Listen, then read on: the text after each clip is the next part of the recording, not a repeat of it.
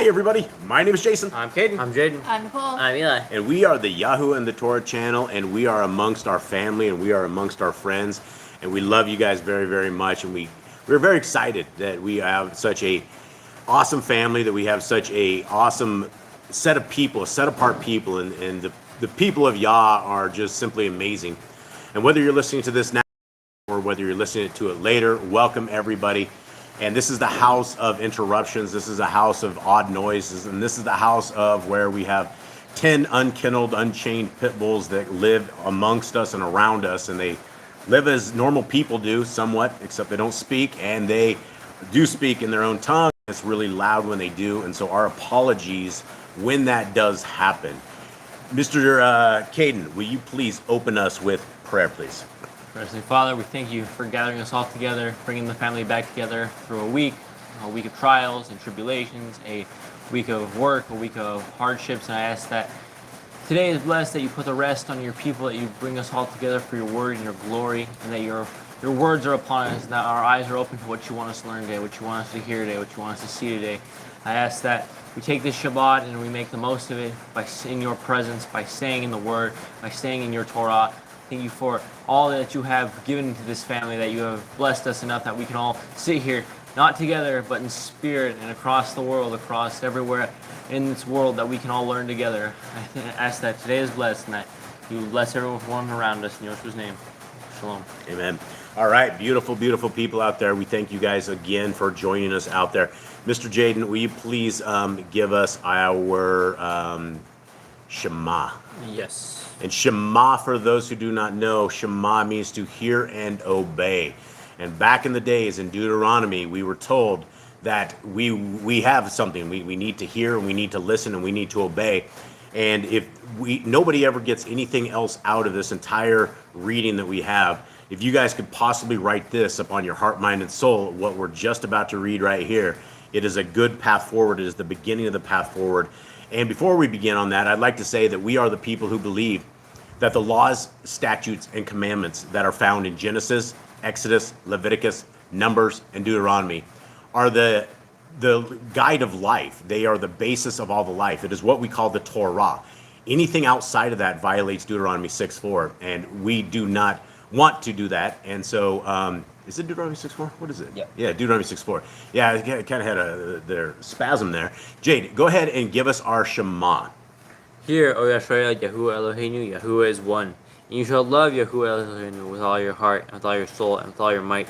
And these words which I command you this day shall be in your heart, and you shall teach them diligently unto your children, and shall talk of them when you sit in your house, and when you walk by the way, and when you lie down, and when you rise up. And you shall bind them for a sign upon your hand, and they shall be a frontlets between your eyes. And you shall write them upon the posts of your house and on your gates.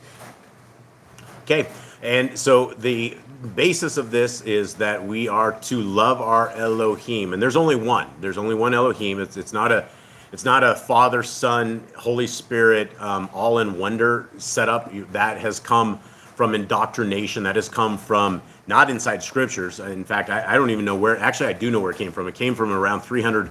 It was way back after Messiah died. The Catholic Church brought this together, and they made a creed in the Creed of Nicaea, and they put this as their motto, that basically our Creator and His Son and the Holy Spirit, or as they say, is all in one. And as Christians, and as I grew up in the Christian religion, it was very hard to explain this, but they always explained it like it's an egg, right? It's all one egg, but yet you have the shell, you have the yolk, and you have the little inside stuff in there.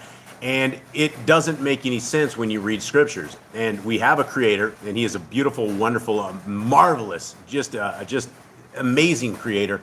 And we have His Son, and He is the Son of the Most High. And when we look at the stories, the biblical stories of Abraham, when he was told to offer up his son, he got a reprieve from that. Although he was just about to lay the knife down, he got a reprieve. But our Creator and His Son did not. And our Creator went through with those actions, and it wasn't out of nowhere. This was a ultimate sacrifice, and our Messiah Yahushua. And for those who do not know who Yahushua was, there's no J's in Hebrews, and so in Hebrew, in the Hebrew language, and so there could have never ever been a person named Jesus. And so when we start looking at traditions of men and things of that nature where there's no J's, we want to get the names as close as possible. That's why we call instead of God, we call our Creator Yahuwah, and we call His Son Yahushua, which is Yah saves, or Yah salvation, or salvation is amongst us. There's a lot of different ways that they say that translates. But He walked the Torah perfectly. He went and He walked Genesis, Exodus, Leviticus, Numbers, and Deuteronomy to a perfection. So that when He was slaughtered, when He was killed, when they destroyed Him upon this tree, they destroyed His life, that when He was raised back up, He had all the glory, He had all the esteem. He is our Melchizedek priest. He is the one who is our ruler. He will be our king. And this is who we need to follow. And if you want to be a follower of Christ, and that is if you say you're a Christian, it means you're a follower of Christ. If you don't obey the laws of our Creator, you are absolutely not a follower of the Christ, of our Mashiach. You are a follower of Hasatan, because our Mashiach followed the laws, statutes, and commandments. In Matthew 7, he clearly says that those who do not walk in the Torah will be told to depart. They're going to hear some very hard words. And so we want to let everybody know that the way forward that we have found as a family is with the Torah, is with our Messiah, and is with obedience to our Creator. And when you first start walking this Torah walk, it may seem odd. It may seem a little bit different than the world. But that's the point. We are supposed to be different than the world. We're supposed to look different. We're not supposed to smell different. Everything about us is supposed to be different. We're supposed to be unique. It's called set apart. We're set apart people for a reason.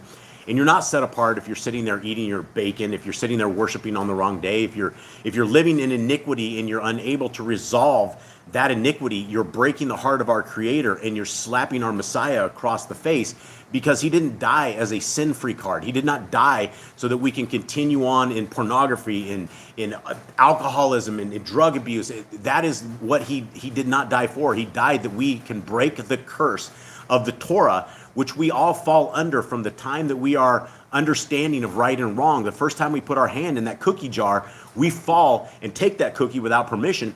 We fall under the curse of the Torah. And so we have to have a Messiah. We had to have a way forward, and our Creator has provided that for us. All right, so Miss Nicole, who do we have in the chat? We have Brother Glenn and Sister Marina. They're both here. We have.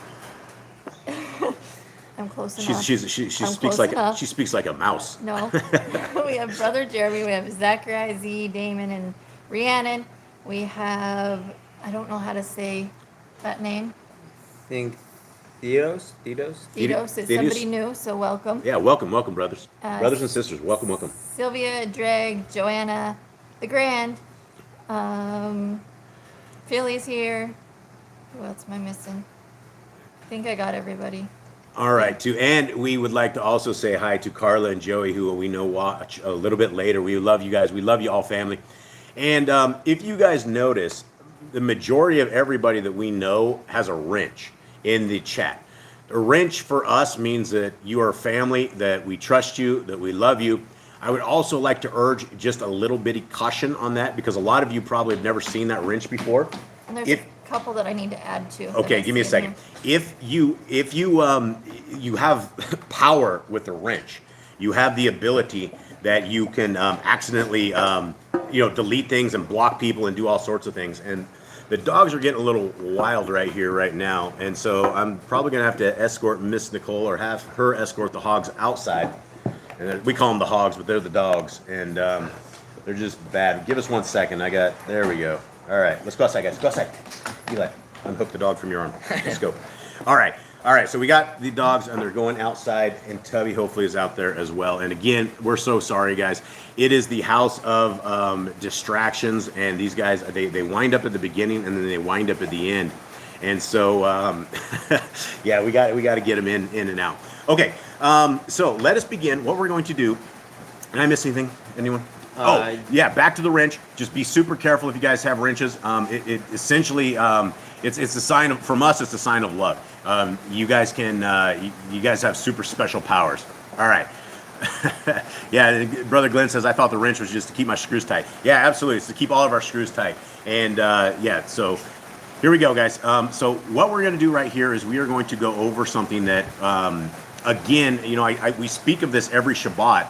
And it's not something that is new, right? We are not the very first people to ever go over the laws, statutes, and commandments on Shabbat.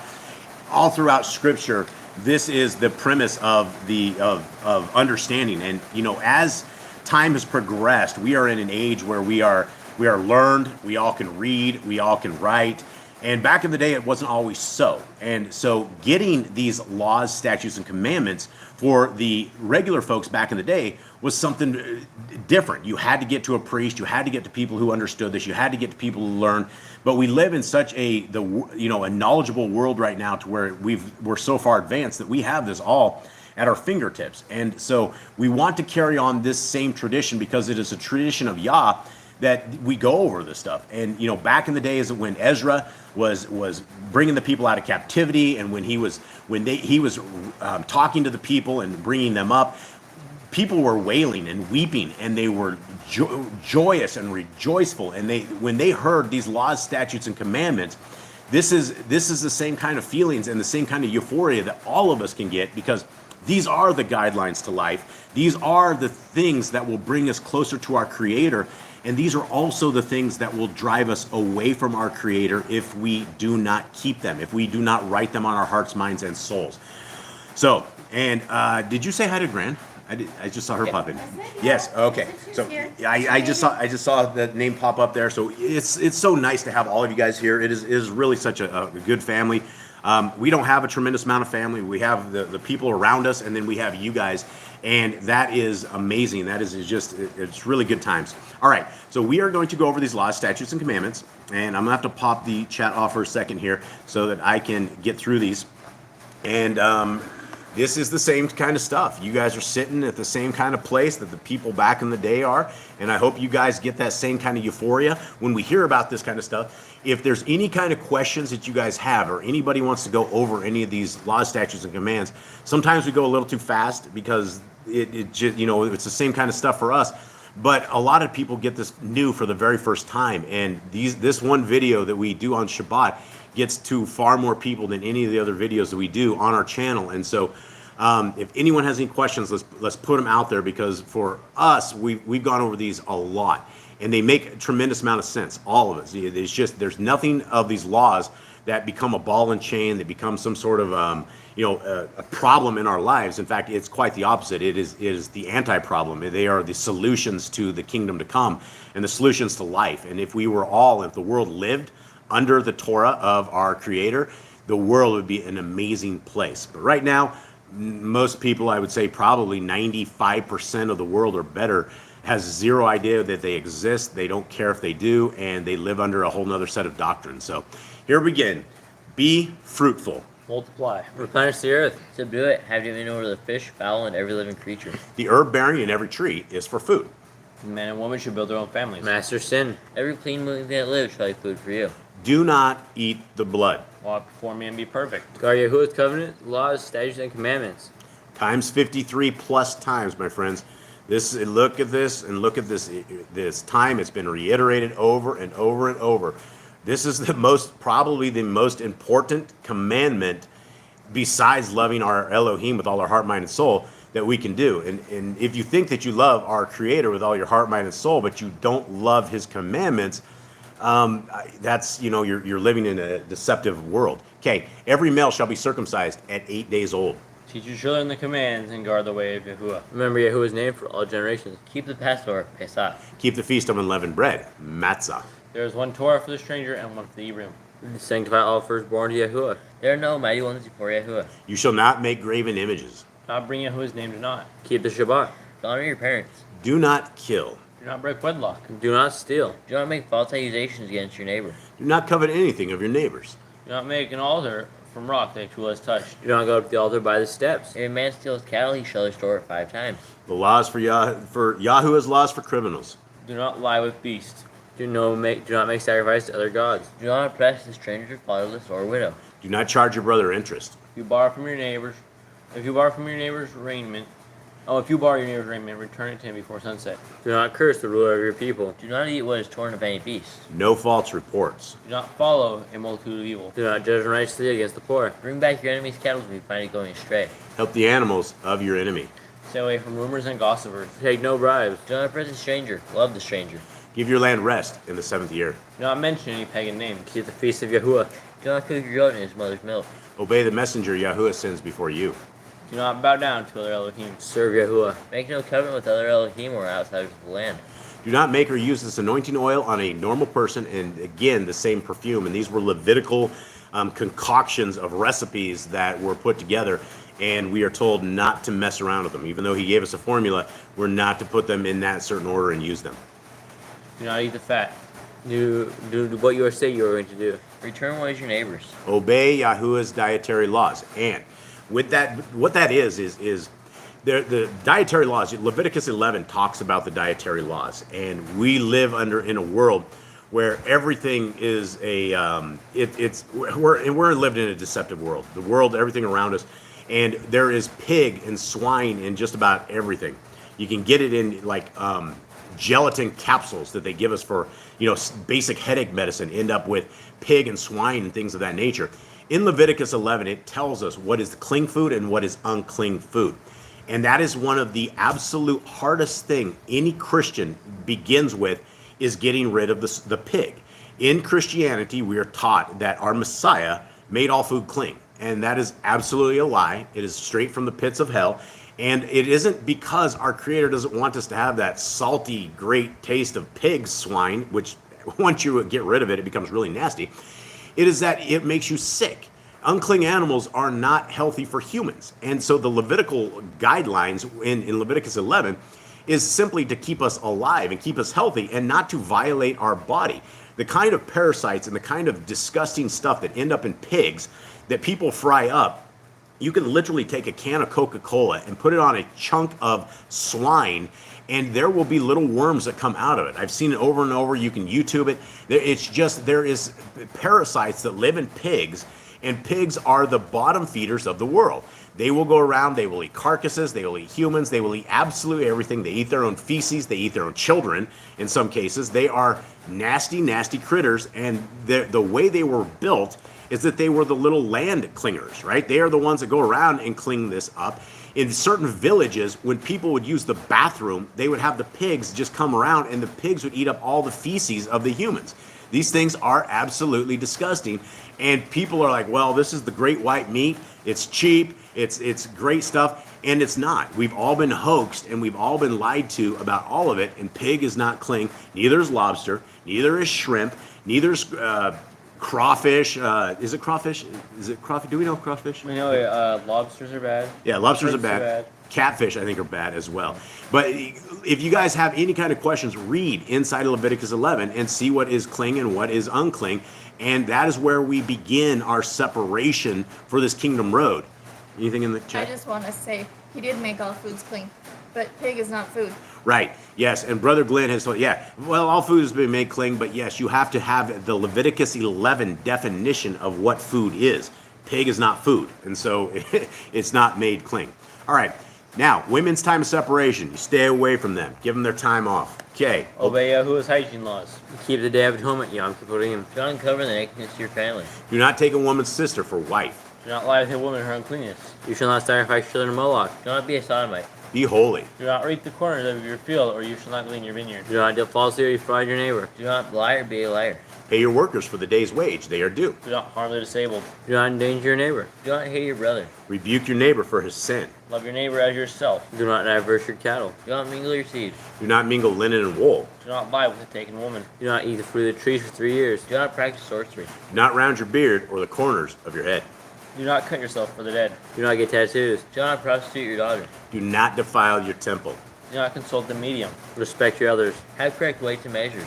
Do not walk in the manners of the nations. Keep the feast of the first fruits. Shavuot, the Yom Count. Keep the feast of trumpets, Yom Kippur. Keep the feast of Sukkot, Shemini Atzeret. All right, I'm going back over here because we are actually on, tomorrow is our Shavuot, and I will say ours, but I believe the date that we have for Shavuot.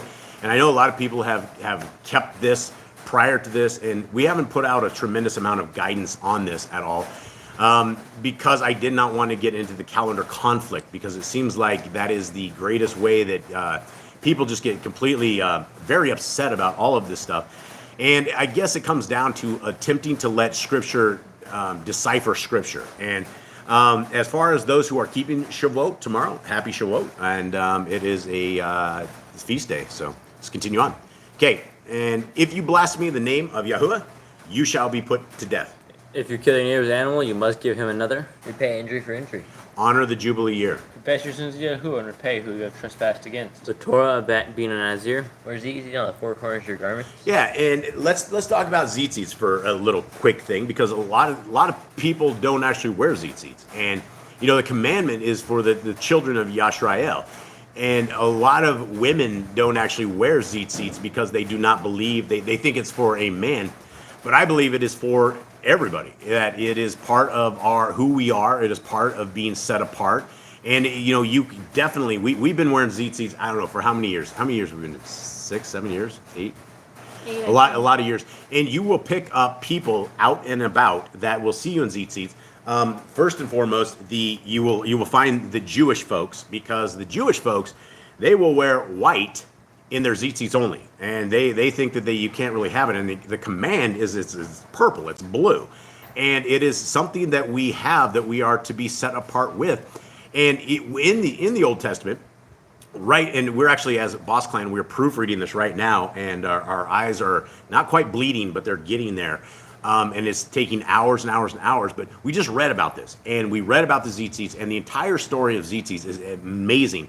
Because right before there's a giant uprising, right before this fella named Korach decides that he's going to become the man, he decides that he is going to, run it on Moshe and the rest of them. And it stemmed from Moshe giving this command. The chapter right before Korah was Moshe was giving the command that the children of Yashrael need to wear tzitzits on the four corners of their garments. And that was probably the last straw for this guy, and he's deciding that he was under oppression of Moshe, and that Moshe had come out and put them under some kind of thing. And it didn't go well for this guy, right? It did not go well at all. And one of the only times that you ever hear Moshe basically dooming somebody, this was it. And he's like, he told Yah, please don't accept the sacrifice. And Yah burned them all up and sucked down the families, and it was game over. And so tzitzits are something important that we should wear. And let's continue on. The law of whoever touches a corpse.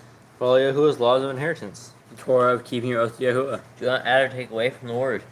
Guard your soul. Learn to fear Yahuwah. You shall love Yahuwah with all your heart. Bind the laws upon your hand and in front of between your eyes. Write the laws on your doorposts. Do not tempt Yahuwah. Do what is right and good in the sight of Yahuwah. Do not be afraid of your enemies. Remember Yahuwah. Circumcise your heart. Cleave to Yahuwah. Swear by his name. Destroy graven images. Do not make an idol of Yahuwah as the pagans do their Elohim. Rejoice in all Yahuwah has blessed you with. Do not do what is right in your own eyes. Do not hearken to the words of false prophets. Do not make any baldness between your eyes for the dead. You shall not eat any abominable thing. You shall give to a stranger clean food that died itself, but you shall not eat of it. Give tithe of your increase of seed year by year. Laws of the end of the 7-year release. Do not borrow from the nations. Do not harden your heart nor shut your hand from the poor. Guard month 1 of Yahuwah's calendar. 3 times a year all males before Yahuwah. We almost had that in stereo. Okay. You shall make judges and officers in all your gates. Do not put Asherah poles near the altar. There must be 2 or 3 witnesses. Hearken unto the prophet Yahuwah. Prophetess Deuteronomy. Do not remove your neighbor's property line. How to deal with a false witness among Torah keepers. The first child is to get double portions. If your brother's cattle or clothes are lost and you find them, you must return them. A woman shall wear what pertains to a man, nor a man wear what pertains to a woman. If you find a bird's nest with the mother and the babies, or eggs, take the babies, but not the mother. If you build a new house on a flat roof that will be lived on, you must put a railing around it. Do not be a prostitute. Do not use dirty money. The laws of divorce. Do not take a person's millstone for a pledge. If you lend to your brother, do not enter his house to get your payment. He must bring it to you. Return his clothing before sunset, if that was his pledge. Or needy. Every man shall be put to death for his own sin. Do not expect the forgotten sheep in the field. Leave it for the stranger, fatherless, and widow. Do not multi your ox when he treads out grain. If your brother dies and has no child, you shall take his wife and name the firstborn after your brother. At the end of 7 years, you are to read the Torah at the feast of Sukkot.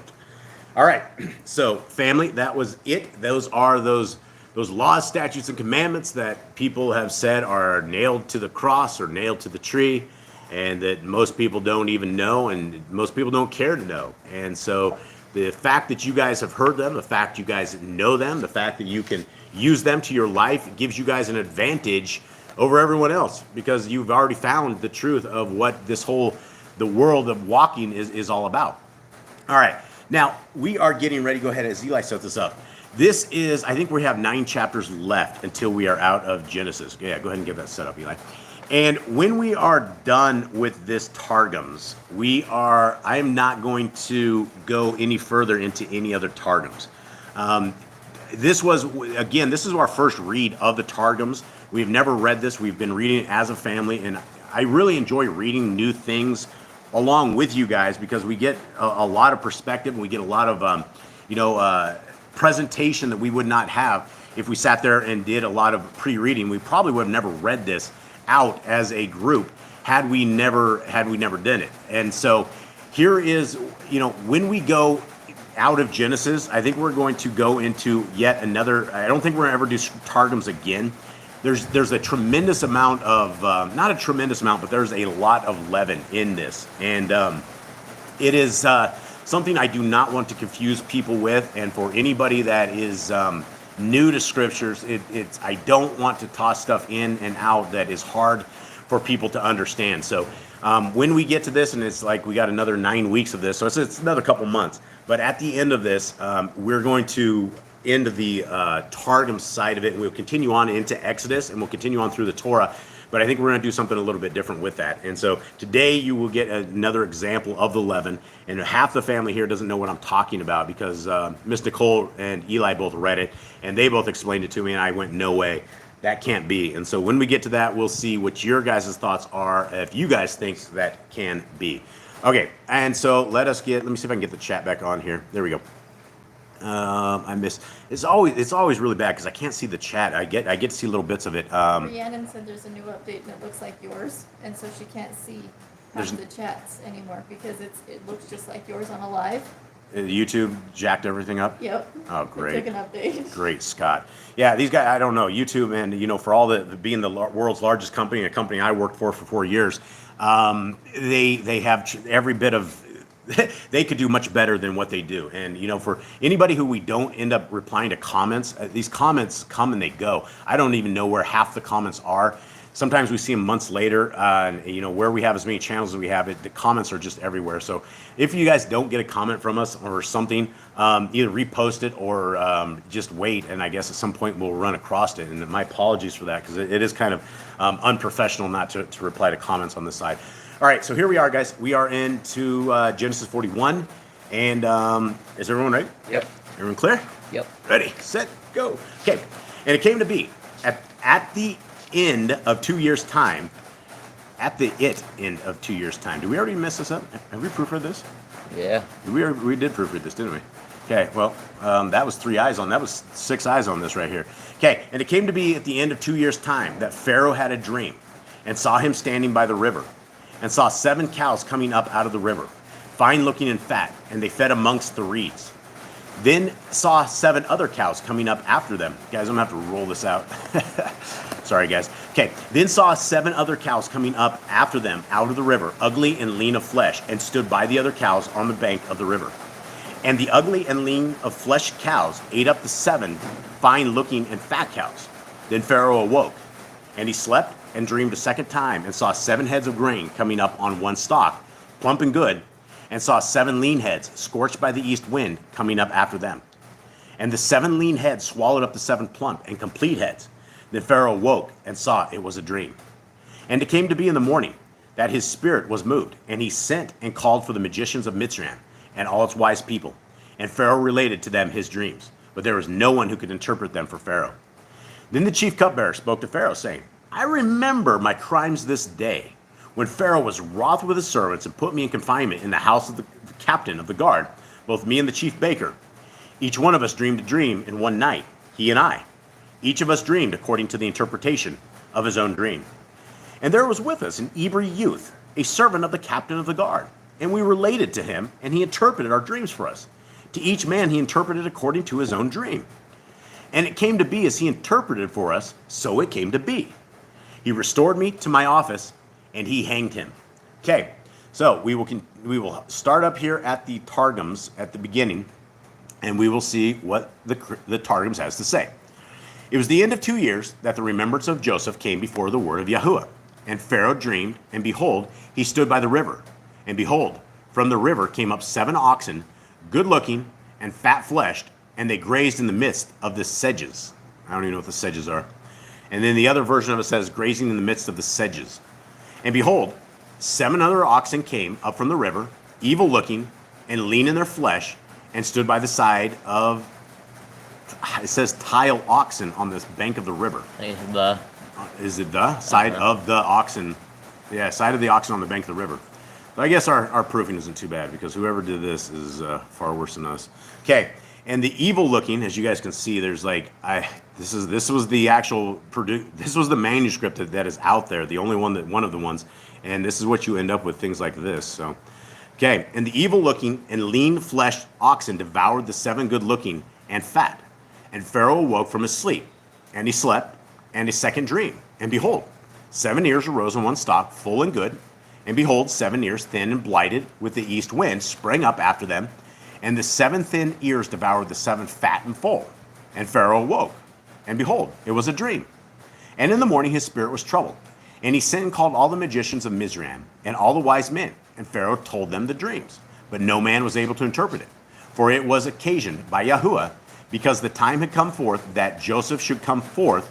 It was the time that had come that Joseph should come forth from the house of the bound. And the chief of the cupbearers spake before Pharaoh, saying, My faults do I remember this day.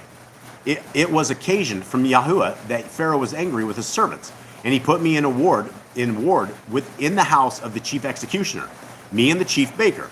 And we dreamed a dream in one night, I and he, each man his own dream, and the interpretation of his companion's dream we dreamed. And there was with us a Hebrew youth, a servant of the executioner, and we recounted to him, and he explained the dream to us. To each man be explained the interpretation of his dream. And even as he interpreted to us, so it was. Me he restored in his sentence to the order of my service, and him he hanged. Okay, now we're heading back down to the bottom. And this is for anyone who is looking for this. This is the Ex Hallelujah Scriptures. You guys can actually download this entire PDF for absolutely free. And there is going to be a book version of this coming out very, very soon. That is going to, as soon as Boss Clan gets done with our mission, then this will be going out. And there's actually another prison ministry that is going to be taking this scriptures and going to be delivering it into prisons for real this time. And so it's we're very exciting times, very, very exciting times. Okay, 14. Then Pharaoh sent and called Joseph, and they hurriedly brought him out of the dungeon, and he shaved and changed his garments and came to Pharaoh.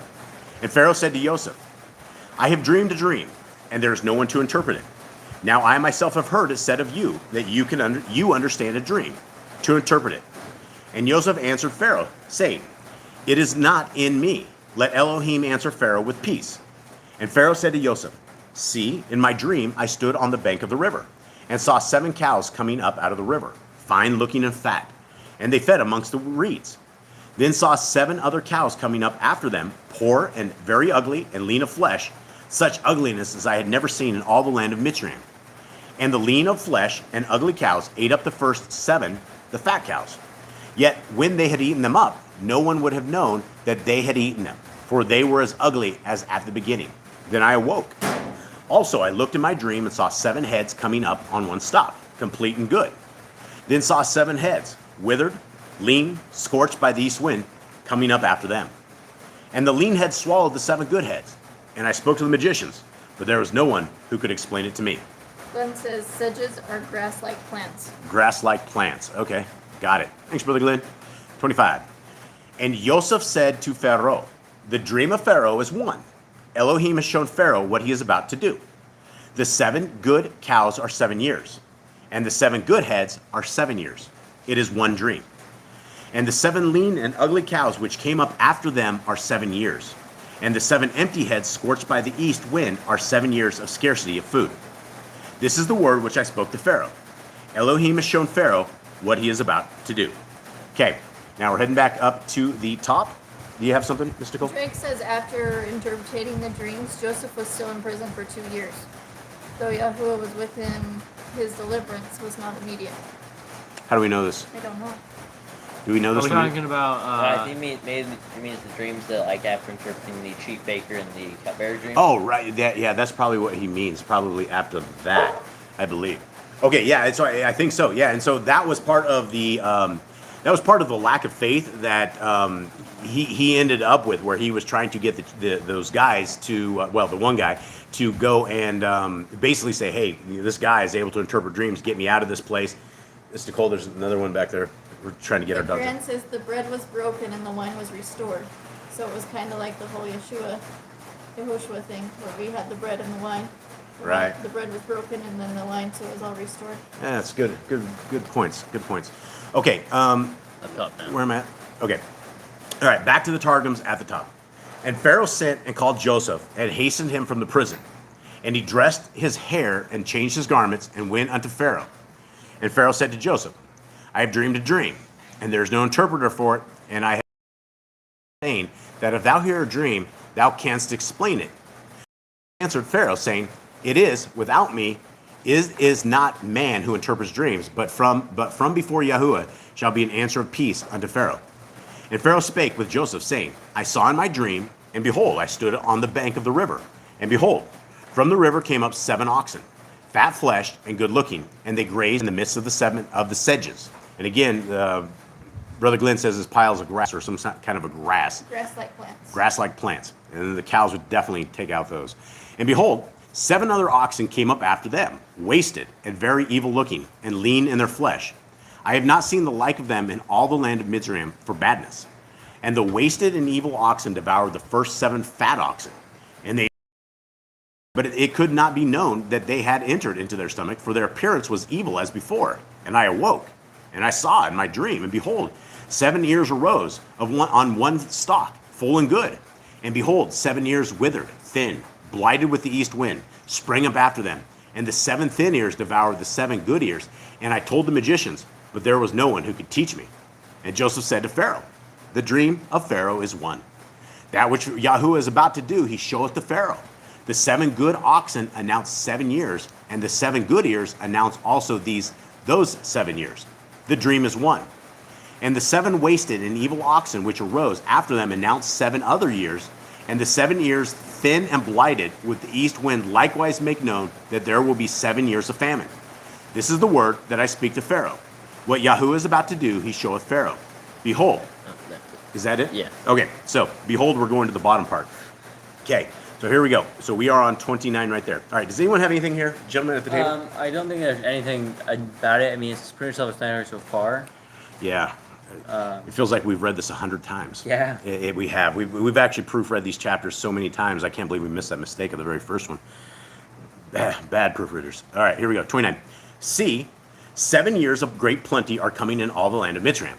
But after them 7 years of scarcity of food shall arise, and all the plenty be forgotten in the land of Mitzrayim. And the scarcity of food shall destroy the land. And the plenty shall not be remembered in the land, because of the scarcity of food following, for it is very severe.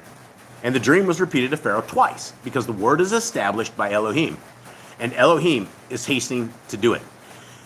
And now, let Pharaoh look for a discerning and wise man, and appoint him over the land of Mitzrayim. Let Pharaoh do this, and let him appoint overseers over the land, to take up 1/5 of the land of Mitzrayim in the 7 years of plenty. And let them gather all the food of those good years that are coming, and store up grain under the hand of Pharaoh, and let them keep food in the cities. And the food shall be a store for the land, for the 7 years of scarcity of food, which shall be in the land of Mitzrayim. And do not let the land be cut off by the scarcity of food. And the word was good in the eyes of Pharaoh, and in the eyes of all his servants. And Pharaoh said to his servants, could we find another like him, a man in whom is the Ruach of Elohim? Then Pharaoh said to Joseph, since Elohim has shown you all this, there is no one as discerning and wise as you. Be over my house, you yourself, and at your word all my people shall be equipped. Only in the throne I am greater than you. All right, now we're heading back up to the top on this. And, there's a power to be said in dreams, right? There's something that, dreams fascinate me. It is the craziest thing. You always wonder who writes the scripts in your dreams. How is it that you're just always on some sort of adventure? I don't know if it's everyone out there, but it is me. There's always some sort of adventure. A lot of the adventures are things in the past that I'm just replaying. But it just seems like there's faces and names and things of all sorts of stuff that you see, and it's like almost like a whole nother world in there. And dreams are one of those things that our Creator has given to us. And I was reading the book of the Testament of Reuben again this morning in the RSTNE version of it, which again is very hard to read. But he talks about dreams, and he talks about inside of dreams being a part of fantasy and a part of reality. And it just kind of it makes sense that so many things come to so many people in their dreams that a lot of times we have to be aware of what exactly we're dreaming. And that's again the funky thing with dreams is that sometimes you just can't remember them. Sometimes you go on these great adventures in your mind at night, and you wake up and it's like, wow, that was crazy. And then 10 minutes later you can't remember where you went, what you did, and you just know that that was a crazy dream. Crazy stuff. And so hopefully one day we will be explained all of this and the meaning behind all of this and how Yah works in incredible ways. Okay, so here we go. Behold, up at the top, guys, there comes 7 years of great plenty in all the land of Mitzrayim. And after them will arise 7 years of famine, which will make all the plenty that is in the land of Mitzrayim to be forgotten, and the famine will consume the inhabitants of the land. Neither will the plenty which had been in the land be known, for the famine that will be afterward, because it will be exceedingly strong. And forasmuch as the dream was repeated to Pharaoh twice, therefore is the thing confirmed before YHWH, and YHWH hastened to do it. But now, let Pharaoh look out for a prudent and wise man. I messed that up. Look out, a man prudent and wise, and appoint him over the land of Mitzrayim. Let Pharaoh make superintendents over the land, and let them take out 1 part in 5 of all the produce of the land of Mitzrayim in the 7 years of plenty. And then the other version of it says, let Pharaoh make and appoint him a superintendent over the land, and let him set apart 1 in 5 throughout the land of Mitzrayim in the 7 years of plenty. I think it says the exact same thing in both these translations. I don't know, probably shouldn't read these, but I guess just to make sure we get through them. Okay, continue on. And let them collect all the produce of those good years that are coming, and gather together the produce under the hand of Pharaoh's superintendents, and set the produce in the cities to be kept. And there will be provision laid up as in a cavern in the earth, that therefrom they may take it in the years of famine, which come upon the land of Mitzrayim, that the people of the land perish not through the famine. And the word was good before Pharaoh, and before all his servants. And Pharaoh said to his servants, can we find a man like this, in whom is the spirit of prophecy from YHWH? And Pharaoh said to Joseph, since YHWH hath made known all this to thee, there is no one so prudent and wise as thou art. Thou shalt be superintendent over my house, and by the decree of thy mouth shall all my people be armed. Only in the throne of the kingdom will I be greater than thou. Okay, and we are heading back down to Yah's scriptures. And we're on verse 41. And Pharaoh said to Joseph, see, I have appointed you over all the land of Mitzrayim. And Pharaoh took his seal ring off his hand and put it on Joseph's hand. And he dressed him in garments of fine linen and put a gold chain around his neck. So he just went from shackles to chains. Right. Real chains, like gold chains. Something that doesn't mention here, but to work with Pharaoh, to be like in the land, you got to like learn languages. Like, there's like 70 languages you got to learn. And Joseph didn't know the language, all the languages. He knew a couple languages, but he didn't know them all. And so he got sent back to prison that night, and because they wanted him, but he didn't speak languages. So like until he learns languages, he can't be with us. And then, but the angel came in the jail cell and taught him like all languages overnight. He came back and was able to walk up these 70 steps. Depending on like the steps, you can walk up those languages. Yeah, and that is one of the things is, you know, he was a foreigner to the land, right? He came out of the dungeon, right? He was an Hebrew person, and he was not of Mitzrayim.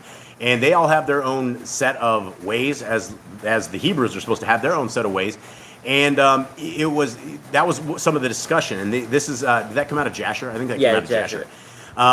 That story came out of Jasher that Jade was talking about. There is that they were talking about it. They're like, how can this guy rule over us? Does he even speak the language of the Mitzrayim and the Mitzrayim people? And literally overnight, he was able to figure this out. And and again, it's more power of our Creator. It is the power of the human body, the understanding that our Creator can have us learn whatever we need to learn. We are functioning, capable, amazingly built creatures, and that is a good story. We should have probably found that in Jasher and read that as well. All right, let's continue on right here.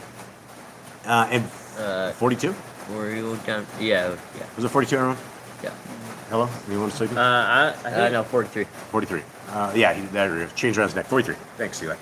And he had him ride in the second chariot, which he had. And they cried out before him, bow the knee. And he appointed him over all the land of Mitzrayim. And Pharaoh said to Joseph, I am Pharaoh, and without you let no man lift his hand or foot in all the land of Mitzrayim.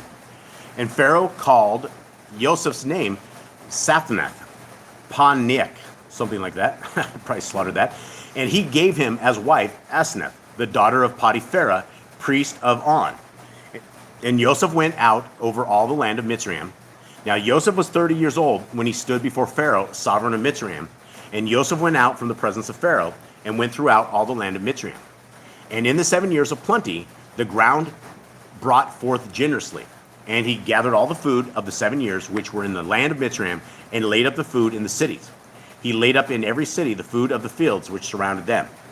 Thus Joseph gathered very much grain, as the sand of the sea, until he ceased counting, for it was without number. And to Joseph were born 2 sons before the years of scarcity of food came. From Asenath, the daughter of Potiphera, priest of On, bore to him. And Joseph called the name of the firstborn Manasseh, for Elohim has made me forget all my toil and all my father's house. And the name of the second he called Ephraim, for Elohim has caused me to bear fruit in the land of my affliction. Okay, and Eli says I need to go to the top. Okay, here we are, back to the Targums. And let's see what this one says here. And Pharaoh said to Joseph, see, I have appointed the prince over the land of Mitzrayim. And Pharaoh took off his ring from his hand and set it on Joseph's hand. And he clothed him in vestments of fine linen, and set a collar of gold upon his neck, and made him ride in the second chariot of Pharaoh. And they chanted before him, this is the father of the king, great in wisdom, few in years. And he appointed him prince over all the land of Mitzrayim. And the Jerusalem version says, and they chanted before him and said, live the father of the king, great in wisdom and few in years. Seems like we just said that. Okay, and Pharaoh said to Joseph, I am Pharaoh, the king, and thou art vice regent. I don't even know what that is, but I'm assuming it's like a high in charge thing, I guess we can safely say. I'm sure someone out there would know it. And without thy word, a man shall not lift up his hand to gird on arms. All right, I just checked this up. Gird on arms. There we go. Sorry, guys. Or to mount a horse in all the land of Mitzrayim. And Pharaoh called the name of Joseph, the man who revealeth mysteries, and he gave him Asenath, whom, hold on now, everyone listen up here. This is the thing. And he gave him Asenath, whom Dinah had born to Shechem, and the wife of Potiphera, Prince Rabbah of Tanis, had brought up to be his wife. Okay, let's talk about this real quick. Okay, this is the one that I felt like I needed to throw my hands up there. But let's talk about this. He says, you guys catch us with the set? Yeah, like Dinah had a daughter with Shechem. Shechem had a. This is what they're saying, This is right? like his niece. Yeah. So this is what they're saying. Why is she in Mitzrayim? Why is she in Mitzrayim? It said Potiphera, Prince Rabbah of Tanis, had brought. So this is what we're having to say is that Dinah was pregnant, and somehow the child made it back up into Mitzrayim. Yeah, no, this is like the daughter of like Potiphera, right? The priest dude. Like he's a priest of On. Yeah, it's supposed to be the daughter of. Yeah, so how is that Dinah's Shechem's kid? And you know that would be essentially, I mean, that Dinah got pregnant, and I mean we know that they recovered Dinah, right? Yeah, I don't. But They got Dinah back. Yeah, they had Dinah. So why would they ever give the daughter to some Gentiles from outside? Yeah, why from of all people, the Mitzrayim people? I mean, I don't know. Anyone in the chat? Does anyone out there have anything? This seems somewhat odd. This whole thing. And deputy of ruler. Okay, this is what he says. Perfect. That's what he's talking about. Brother Glenn was talking about what the vice gent was, administrative general. So anyway, this was the. This is very odd, right? This is where I believe there's some serious leaven into this, and. Yeah, it doesn't make a lot of sense because I don't think they stayed in Shechem very long, right? It was only like a couple days, maybe a month of like the whole like negotiation, I think, right? And they left Shechem after they killed them all. So they're not gonna have the kid and send it off to Egypt. It doesn't. None of this makes any sense at all. And then this is all messed up. I mean, this would be a. I don't know. This is all messed up. All right, let's continue on here. So this is probably why the grand added oddity. Yeah, definitely added oddity. All right, let's finish this up here. All right. So anyway, that's the leaven part of this thing. And Joseph went forth ruler over the land of Mitzrayim. And Joseph was a son of 30 years when he stood before Pharaoh, king of Mizraim. And Joseph went out from Pharaoh and passed a prince and a ruler through all the land of Mitzrayim.